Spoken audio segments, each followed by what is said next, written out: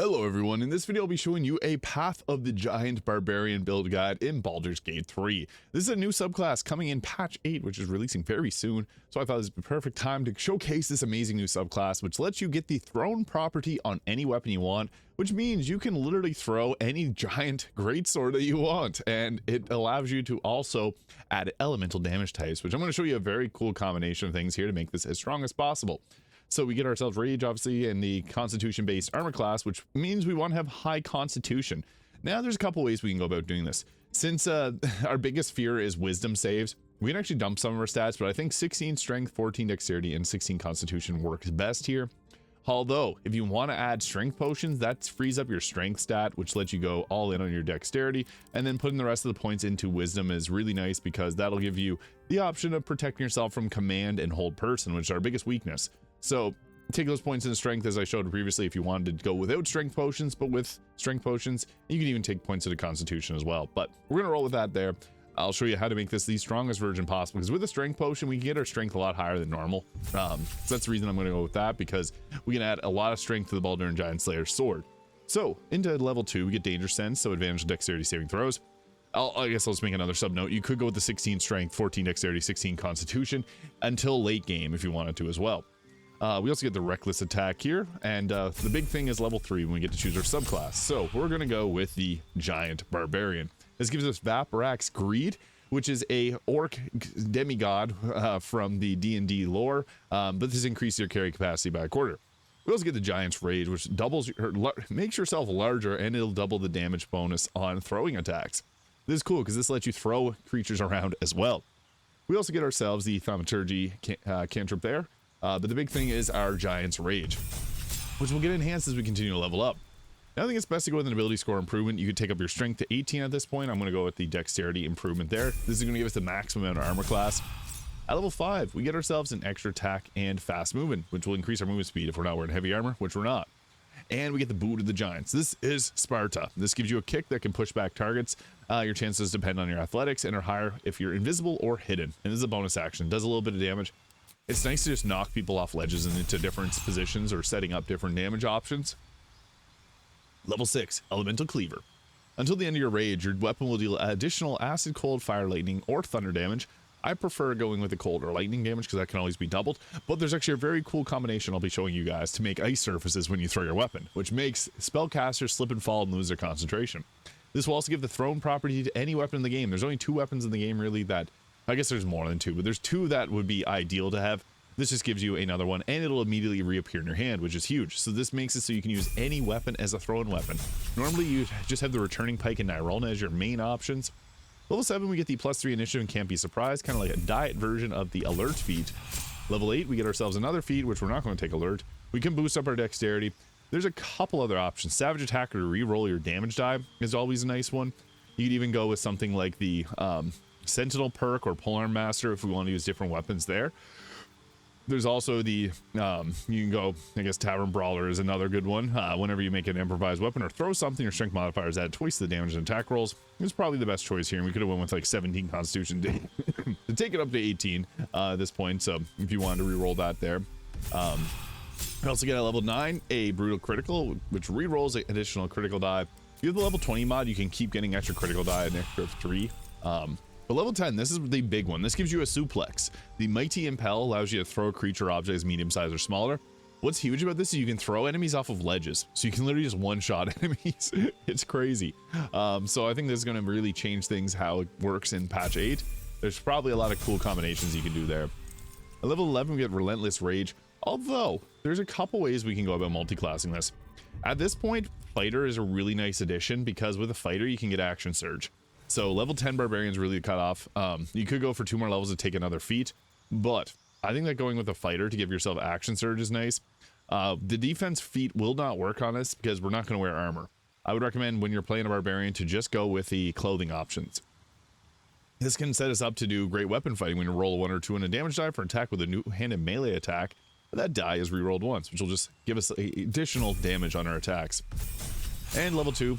Action Surge, need I say anymore? It's just a nice combination. Fighter and Barbarian are often multi-class for reasons like that. But we have to go to level 10 to get ourselves the Mighty Impel, which is amazing. You have to be enraged for that. So for our gear options, we'll be focusing here on, oh, sorry, Minsk. We'll be focusing here on the Bone Spike Garb is nice because it will give us 15 temporary health when we rage and reduces all incoming damage, and will give us 6 piercing damage, which is our constitution modifier using the amulet of greater health. The Bone Spike helmet is nice. I'm not sure why it's not showing that properly. This will give you the menacing attack, which you can use once per turn, which can frighten a target. And when we rage, it makes people take wisdom damage, or psychic damage if they fail a wisdom save.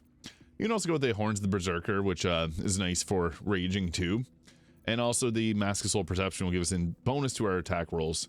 So that's another good option. Cloak of Protection, good too. I actually like, instead of the Bone Spike Garbs, the actual Vest of Soul Rejuvenation works very well here, because this will heal us when we do 6 saving throws. And if we get attacked and they miss, we can actually do an attack back at them. And the best part about this is, since we're, if we do an unarmed attack, we got Tavern Brawler, and this gives us a +2 to armor class, so we can take our armor class up even higher to 25. So I think this ends up being the actual best armor. Bone Spike is nice too. Bone Spike gloves will make it so that we ignore resistances to slashing, piercing, and bludgeoning damage. You could also add the Hell Dust gloves. You want to add fire damage on top. But another good option is the Bracers of Defense. This will even increase armor class up to 27. So that's nice because we're not wearing armor or wearing a shield. And the Bone Spike boots will give us a +1 armor class in saving throws if we're not wearing armor or a shield. We're not. It will also increase our jump distance and give us the Brutal Leap, which can knock targets prone. So really nice combination here. And what's great about this is it just allows us to get into spots and take enemies out quicker. Amulet of Greater Health for best armor class. Snowburst Rings, since we got the Elemental Cleaver, when we throw our sword, we can create ice surfaces. This is huge. You could also use the Drake Throat Glaive, can also apply cold on any weapon. So this is a combination you can do in the base game, but just makes it easier with less steps. Ring of Protection for better armor class, and I also like the Hellrun Longbow for the +3 to initiative. So this will make sure that we go first. So showing this off in actual combat to show the best strategies. All right, so to start things off, we got to use our bonus action and go into the Giant's Rage, which will enlarge us. Also, I should have used the giant form too before we got into combat, because this is from the Baldur and Giant Slayer, which will make us even larger. So that's another option you got there if you want to increase your size. So this puts us into our giant form, and then we can use our Elemental Cleaver to add the cold damage, and I'll show you why this is such a good idea. So yeah, if we want to get that temporary health, that could be really nice. We're already enlarged with a Giant's Rage there. So what we're going to first do is throw. Taking out high priority targets like wizards. Always want to do that. So when you go to throw, you have to select the sword, and then you're going to funnily hold it above your head like that, and then also have it on your back at the same time. And we're going to throw it at this target here to hopefully take them out. Boom, that did, and it created a nice surface, and it did a ton of damage. So that's perfect. And we'll go ahead with another throw, and we may as well target the other ranged attacker there. Boom, that worked very well. Yeah, that was a lot of damage. And we'll just go with another throw and attack. This is amazing because we've never been able to throw great swords like this and actually have them be somewhat useful.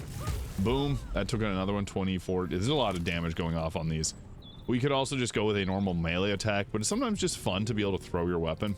Be mindful of the ice patches you do put down on the ground. You could add Nair's boots as well.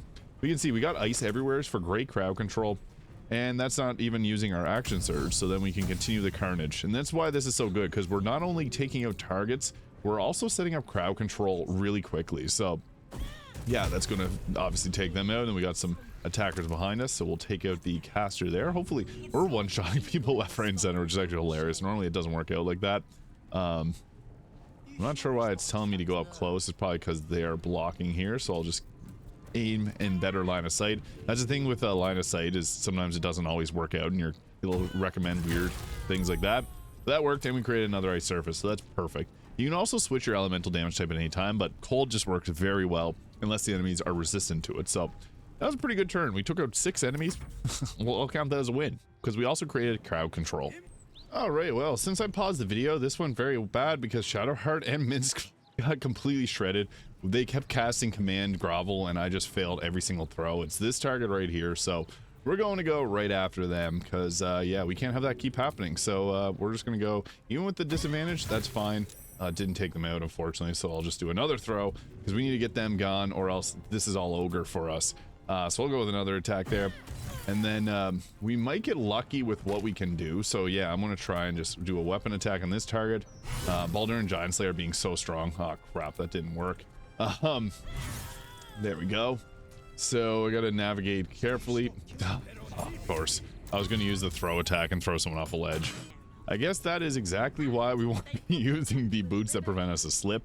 But we got Mighty Impel here, which what we can do is we can go ahead and throw someone to their death, which is hilarious. So yeah, you do a suplex and you literally throw them over your back like that, taking them completely out of the fight. It's so funny. I love it. I wish I could have an extra bonus action. Unfortunately, the thief will give you an extra bonus action at level 3, and unfortunately we don't have enough levels to be able to get to level 3 because the ability's at level 10. But I was gonna go attack him, but I just want to use the throw attack again. Hopefully the camera doesn't mess up. I've been noticing the camera does mess up quite a bit for some reason with this ability, so yeah, he's going to go overboard.